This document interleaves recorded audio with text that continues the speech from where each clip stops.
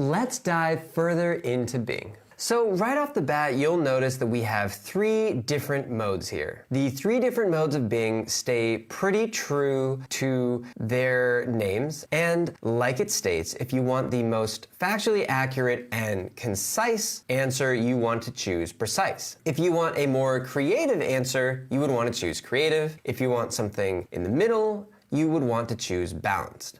In my experience, the creative mode is most similar to ChatGPT. So if you're looking for a ChatGPT type response, I would choose the creative mode, where the precise mode seems to lean a little heavier on referencing exactly the information it's getting from online, and the balanced mode obviously being a balance between the two. When I'm using Bing, I'm usually using it for some factual information, so I personally like to use the precise mode, but all 3 of these modes are available to use depending on your use case. If you'll go up to the top here, you'll notice we have Chat, Compose, and Insights. So Chat is the most standard way to use Bing. The Compose mode is the best place to write down ideas, emails, blogs, paragraphs, whatever content you need to create. You can easily change the tone with these tone buttons, the format with these format buttons, and the length with these length buttons.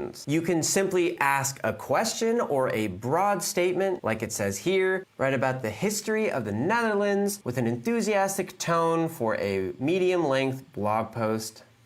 Or you could say an invitation for an office party in a professional short email. And here you go. You can see if we wanted to iterate it, Bing has populated with its own suggestions. So let's go ahead and add a catchy subject line. And there we have it. Or you could even ask a question. What is string theory? And there we have it. If we wanted to try again with a different length or a different tone, it's just a click away and you regenerate the draft. Now we have a more casual tone. With comparing Bing to ChatGPT, the most obvious difference is that Bing is connected to the internet. So in the next lessons, we'll be exploring the possibilities that have opened up with Bing.